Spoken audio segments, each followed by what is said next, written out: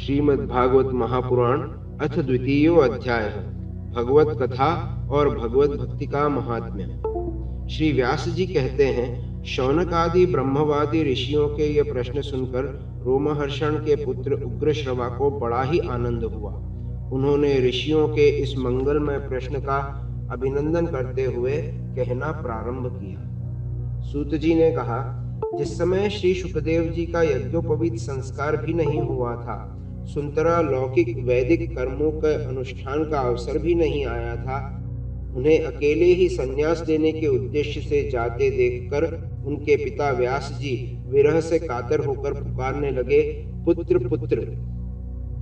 उस समय तन्मय होने के कारण श्री शुकदेव जी की ओर से वृक्षों ने उत्तर दिया। ऐसे सबके हृदय में विराजमान श्री शुकदेव मुनि को मैं नमस्कार करता हूँ। यह श्रीमद्भागवत गोपनीय रहस्यात्मक पुराण है। यह भगवत स्वरूप का अनुभव कराने वाला और समस्त वेदों का सार है। संसार में फंसे हुए जो लोग इस घोर अंधकार अज्ञान से पार पाना चाहते हैं, उनके लिए आध्यात्मिक तत्वों को प्रकाशित करने वाला यह अद्वितीय दीपक है। वास्तव में उन्हीं पर करुणा करके बड़े बड़े मुनियों के आचार्य श्री शुकदेव जी ने इसका वर्णन किया है। मैं उनकी शरण ग्रहण करता हूँ। मनुष्यों में सर्वश्रेष्ठ भगवान के अवतार नर नारायण ऋषियों को, सरस्वती देवी को और श्री व्यास देव जी को नमस्कार करके तब संसार और अंतःकरण के समस्त विकारों पर विजय प्राप्त कराने वाले इस श्रीमद् भागवत महापुराण का पाठ करना चाहिए।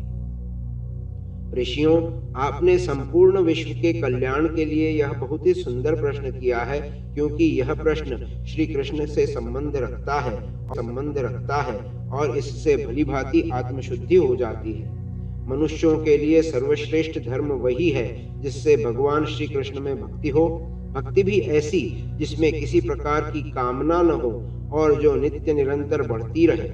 ऐसी भक्ति से हृदय आनंद स्वरूप परमात्मा के उपलब्धि करके कृतकृत्य हो जाता है। भगवान श्री कृष्ण में भक्ति होते ही, अनन्य प्रेम से उनमें चित्त जोड़ते ही निष्काम ज्ञान और वैराग्य का आविर्भाव हो जाता है। धर्म का ठीक ठीक अनुष्ठान करने पर भी यदि मनुष्य के हृदय में भगवान की लीला कथाओं के प्रति अनुराग का उदय न हो तो वह नीरा श्रम ही श्रम है। धर्म का फल है मोक्ष, उसकी सार्थकता अर्थ प्राप्ति में नहीं है। अर्थ केवल धर्म के साधन के लिए है। भोग विलास उसका फल नहीं माना गया है। भोग विलास का फल इंद्रियों को तृप्त करना नहीं है, उसका प्रयोजन जीवन निर्वाह। जीवन का फल भी तत्व जिज्ञासा है। बहुत कर्म करके स्वर्ग आदि प्राप्त करना उसका फल नहीं है। तत्ववेत्ता लोग ज्ञाता और ज्ञेय के भेद से रहित अखंड अद्वितीय सच्चिदानंद स्वरूप ज्ञान को ही तत्व कहते हैं। उसी को कोई ब्रह्म, कोई परमात्मा, कोई भगवान के नाम से पुकारते हैं। श्रद्धालु मुनिजन भागवत श्रवण से प्राप्त ज्ञान वैराग्य युक्त भक्ति से अपने हृदय में उस परम तत्व रूप परमात्मा का अनुभव करते हैं। शौनकादि ऋषियों, यही कारण है कि अपने अपने वर्ण तथा आश्रम के अनुसार मनुष्य जो जग धर्म का अनुष्ठान करते हैं, उसकी पूर्ण सिद्धि इसी में है कि भगवान प्रसन्न हो। इसलिए एकाग्र मन से भक्तवत्सल भगवान का ही नित्य निरंतर श्रवण, कीर्तन, गायन और आराधन करना चाहिए। कर्मों की गांठ बड़ी कड़ी है। विचारवान पुरुष भगवान के चिंतन की तलवार से उस गांठ को काट डालते हैं। तब भला ऐसा कौन मनुष्य होगा जो भगवान की लीला कथाओं में प्रेम न करे। शौनकादि ऋषियों, पवित्र तीर्थों का सेवन करने से महत सेवा, तदनंतर श्रवण की इच्छा, फिर श्रद्धा, तत्पश्चात भगवत कथा में रुचि होती है। शुश्रुणो श्रद्धानस्य वासुदेव कथा रुचि स्यान महत सेवया विप्रः पुण्यतीर्थ निषेवणात्। भगवान श्री कृष्ण के यश का श्रवण और कीर्तन दोनों पवित्र करने वाले हैं। अपनी कथा सुनने वालों के हृदय में आकर वे स्थित हो जाते हैं और उनकी अशुभ वासनाओं को नष्ट कर देते हैं, क्योंकि वे संतों के लिए नित्य सुहृद हैं। शृण्वतां स्वकथां कृष्णः पुण्य श्रवण कीर्तनः हृदयंतस्थो हय भद्राणि विधुनोति सुहृयत सताम्। जब श्रीमद् भागवत अथवा भगवत भक्तों के निरंतर सेवन से अशुभ वासनाएं नष्ट हो जाती हैं, तब पवित्र कीर्ति भगवान श्री कृष्ण के प्रति स्थायी प्रेम की प्राप्ति होती है। नष्ट प्रायेषु अभद्रेषु नित्यं भागवत सेवया भगवती उत्तम श्लोके भक्तिर्भवति नैष्ठिकी। तब रजोगुण और तमोगुण के भाव काम और लोभ आदि शांत हो जाते हैं और चित्त इनसे रहित होकर सत्वगुण में स्थित एवं निर्मल हो जाता है। इस प्रकार भगवान की प्रेममयी भक्ति से जब संसार की समस्त आसक्तियां मिट जाती हैं, हृदय आनंद से भर जाता है, तब भगवान के तत्व का अनुभव अपने आप हो जाता है। हृदय में आत्मस्वरूप भगवान का साक्षात्कार होते ही हृदय की ग्रंथियां टूट जाती हैं, सारे संदेह मिट जाते हैं और कर्म बंधन क्षीण हो जाता है। इसी से बुद्धिमान लोग नित्य निरंतर बड़े आनंद से भगवान श्री कृष्ण के प्रति प्रेम भक्ति करते हैं, जिससे आत्म प्रसाद की प्राप्ति होती है। प्रकृति के 3 गुण हैं, सत्व, रज और तम। इनको स्वीकार करके इस संसार की स्थिति, उत्पत्ति और प्रलय के लिए एक अद्वितीय परमात्मा ही विष्णु, ब्रह्मा और रुद्र ये 3 नाम ग्रहण करते हैं।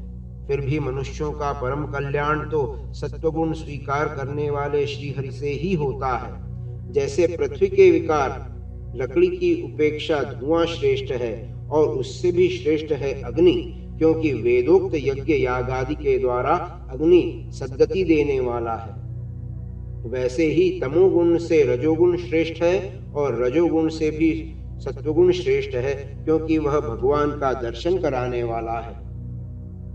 प्राचीन युग में महात्मा लोग अपने कल्याण के लिए विशुद्ध सत्वमय भगवान विष्णु की ही आराधना करते थे। अब भी जो लोग उनका अनुसरण करते हैं, वे उन्हीं के समान कल्याण भाजन होते हैं। जो लोग इस संसार सागर से पार जाना चाहते हैं, वे यद्यपि किसी की निंदा तो नहीं करते, न किसी में दोष ही देखते हैं, फिर भी घोर रूप वाले तमोगुणी, रजोगुणी, भैरवादि भूतपतियों की उपासना न करके सत्वगुणी विष्णु भगवान और उनके अंश कला स्वरूपों का ही भजन करते हैं। परंतु जिसका स्वभाव रजोगुणी अथवा तमोगुणी है, वे धन, ऐश्वर्य और संतान की कामना से भूत, पितर और प्रजापतियों की उपासना करते हैं, क्योंकि इन लोगों का स्वभाव उन भूत आदि से मिलता जुलता होता है। वेदों का तात्पर्य श्री कृष्ण में ही है, यज्ञों के उद्देश्य श्री कृष्ण ही हैं, योग श्री कृष्ण के लिए ही किए जाते हैं और समस्त कर्मों की परिसमाप्ति भी श्री कृष्ण में ही है। ज्ञान से ब्रह्म स्वरूप श्री कृष्ण की ही प्राप्ति होती है। तपस्या श्री कृष्ण की प्रसन्नता के लिए ही है और श्री कृष्ण के लिए ही धर्मों का अनुष्ठान होता है और सब गतियां श्री कृष्ण में ही समा जाती हैं। वासुदेव परा वेदा, वासुदेव परा मखः, वासुदेव परा योगा, वासुदेव परः क्रियः, वासुदेव परम ज्ञानम, वासुदेव परम तपः, वासुदेव परो धर्मो, वासुदेव परा गतिः। यद्यपि भगवान श्री कृष्ण प्रकृति और उसके गुणों से अतीत हैं, फिर भी अपनी गुणमयी माया से, जो प्रपंच की दृष्टि से है और तत्व की दृष्टि से नहीं, उन्होंने ही सर्ग के आदि में इस संसार की रचना की थी। ये सत्व, रज और तम तीनों गुण उनकी माया के विलास हैं। इनके भीतर रहकर भगवान इनसे युक्त सरीखे मालूम पड़ते हैं। वास्तव में तो वे परिपूर्ण विज्ञान आनंद घन है। अग्नि तो वस्तुतः वह अनेक प्रकार की लकड़ियों में प्रकट हो जाती है, तब अनेक सी मालूम पड़ती है। वैसे ही सबके आत्मरूप भगवान तो एक ही हैं, परंतु प्राणियों की अनेकता से अनेक जैसे जान पड़ते हैं। भगवान ही सूक्ष्म, भूत, तन्मात्रा, इंद्रिय तथा अंतःकरण आदि गुणों के विकारभूत भावों के द्वारा नाना प्रकार की योनियों का निर्माण करते हैं और उनमें भिन्न भिन्न जीवों के रूप में प्रवेश करके उन योनियों के अनुरूप विषयों का उपभोग करते कराते हैं। वैसे ही संपूर्ण लोकों की रचना करते हैं और देवता, पशु पक्षी, मनुष्य आदि योनियों में लीलावतार ग्रहण करके सत्वगुण के द्वारा जीवों का पालन पोषण करते हैं। इति श्रीमद्भागवते महापुराणे पारमहंस्यां संहितायां प्रथमस्कन्धे नैमिषीयोपाख्याने द्वितीयो अध्यायः।